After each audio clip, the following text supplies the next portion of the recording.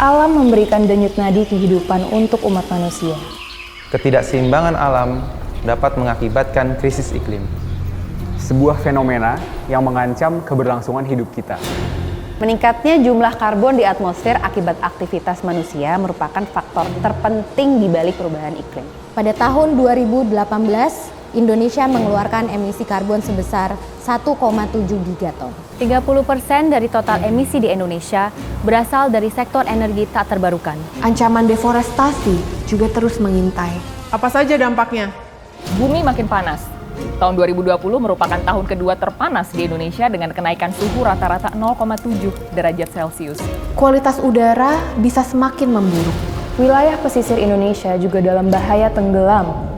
Maka, bukan hanya mempengaruhi kesehatan, tetapi juga produktivitas manusia. Sumber pangan kita juga bisa semakin menurun akibat kekeringan. Tidak hanya terlihat dalam data, banjir, keringan, polusi udara, Bencana-bencana terkait krisis iklim tersebut terasa di kehidupan sehari-hari. Pemerintah telah melakukan beberapa usaha untuk mengurangi jumlah emisi karbon di Indonesia. Melalui komitmen bersama, Indonesia berhasil menurunkan deforestasi dan akan terus kita turunkan.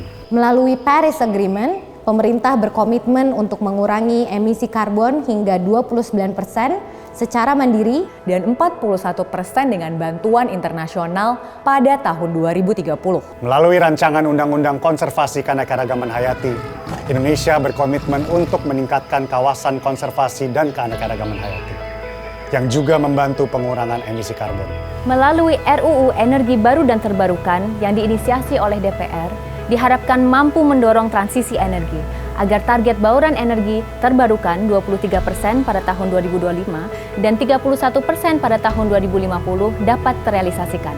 Melalui Sustainable Development Goals tujuan 13 dan tujuan 17, kita diajak, termasuk para generasi muda, untuk bergotong royong mengurangi jejak karbon. Namun, pemerintah bukanlah satu-satunya pemeran yang bertanggung jawab untuk pengurangan emisi karbon. Kita, termasuk para generasi muda, semua bertanggung jawab terhadap jejak karbon pribadi. Dari penggunaan kendaraan hingga penggunaan energi listrik, Bahkan ke konsumsi makanan. Lalu, apa yang bisa dilakukan dalam menghadapi krisis iklim? pemerintah nasional dan daerah, Akademisi, pelaku usaha, Komunitas lingkungan, Media dan generasi muda Kita semua bersama-sama melakukan perubahan untuk mewujudkan lingkungan hidup yang lestari dan berkelanjutan.